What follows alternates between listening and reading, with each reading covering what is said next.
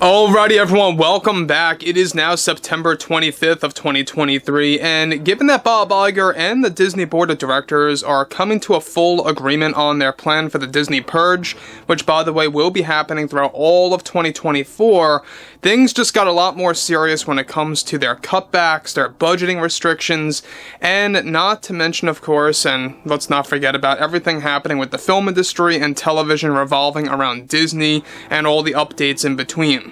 This is Mike Zero. Subscribe if you're new and like this video to see future updates. I'm also on Twitter at Mike01. I thank you also very much for the great and kind support. And let's get into what is really going on with this plan for the Disney Purge that Bob Iger is putting together that technically is the second phase of his cost containment plan that is currently in the process of getting greenlit, and it will be moving forward, and further announced at the last earnings call leading into the first one next year. Now, we know that Bob Iger is in a phase of panic. We know that he typically likes to lie to the general public. I've said this many times. I like to call him Bob Liger. I know it might get old after a while, but that's what he is. He really tries his best to reassure shareholders and the general public to keep Disney afloat, to keep them in hope that things are going to get better and will improve in order to string them along, basically is what it turns out to be all, of course, across the board. Now, what's even all the more revealing has a lot to do with all of the updates surrounding his cost containment plan getting even all the more worse for everything film, television, the employees across the board over at Disney, and a whole lot more. So, with Disney currently doubling down on their agenda-driven strategies for the future of film and television, one major development has to do with Disney and their current plan for the upcoming purge to take place in 2024.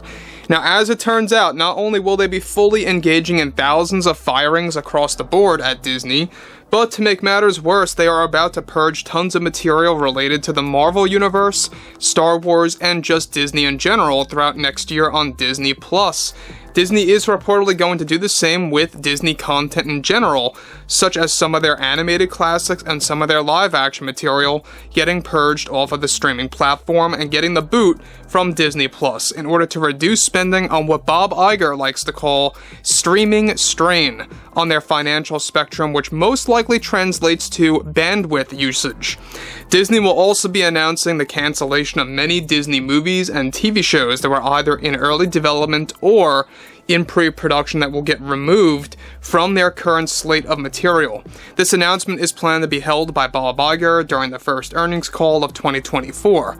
Additionally, the firings of cast and crew members in the film industry and television is now set to begin in the second quarter of next year, per Bob Iger's request that was approved by all members of the board to enhance its cost containment plan that will reportedly remain active at minimum for the next 3 years to create a pattern to analyze to see if any kind of improvement was made over the years. So guys, before I get to the next big update about this, let me just say one thing. That whole 3-year plan about his cost containment plan is only to create a pattern. And if they don't see any kind of satisfaction or a positive return in that pattern in the next 3 years, 3.5 years, they're going to keep it up with the cost containment plan. If things do resolve, they'll slightly back off of this plan. That's basically their strategy.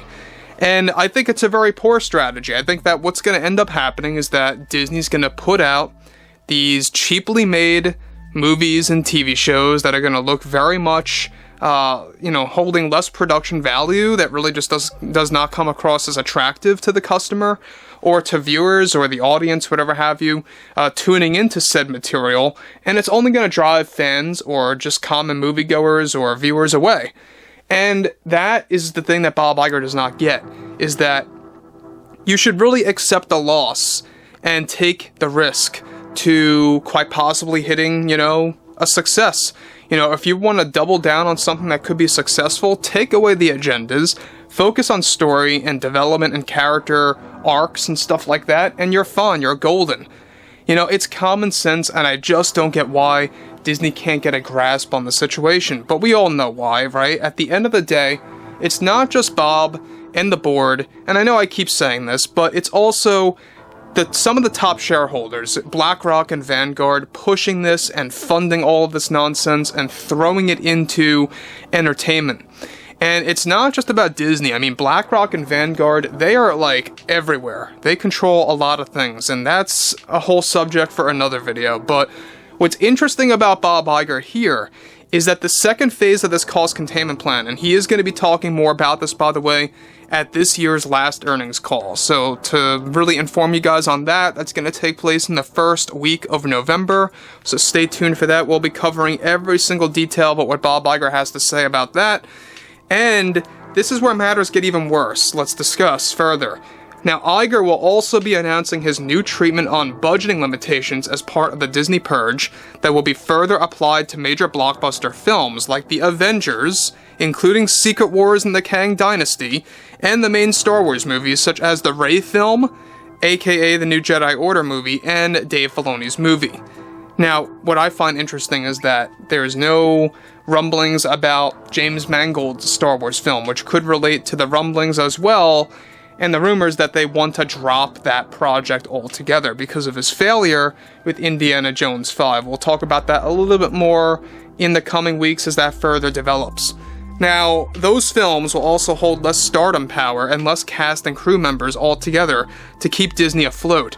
Bob Iger is already setting himself up for failure, with these strategies being widely accepted by the board that will only expedite their failure with their business models.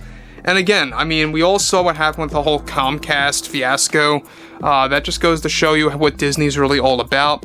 We know that ESPN not looking too good so far, and to cap it all, to tap it all off here with Disney, is that we know that they are really doubling down on increasing rates for Disney Plus and taking away content that's going to begin happening, next year. Now, the purging of specific content happened in a trickled manner throughout all of this year. I know that one of the big films, Maleficent, was removed from Disney Plus. It may very well not even be there still to this day. It was removed earlier this year. That was like the very early stages of reducing the content on Disney Plus, and it's going to get a whole lot worse next year in a drastic, way by Disney. So again, I think that what they are doing is that they're just shooting themselves in the foot. They don't know what they're doing with their approach to satisfying customers. Look, it's pretty obvious that you would not want to raise rates for Disney Plus and take away content. That's only going to drive customers away. I know a lot of people that have Disney Plus and others of which that don't have it at all and refuse to ever subscribe again. And for those that do have it, what they do now, I mentioned this in my last post, is that they actually only stay subbed in increments. They'll watch one show, when that show's over, they'll unsubscribe and they'll come back in another year. Disney hates that because they have this inconsistent pattern of success for Disney Plus. So anyway, guys, drop a comment below, fill me in below in the comments what you all have to say about this, and if you guys did enjoy the content for today, make sure to drop a thumbs up on this video to support the channel, and I will catch you guys next time.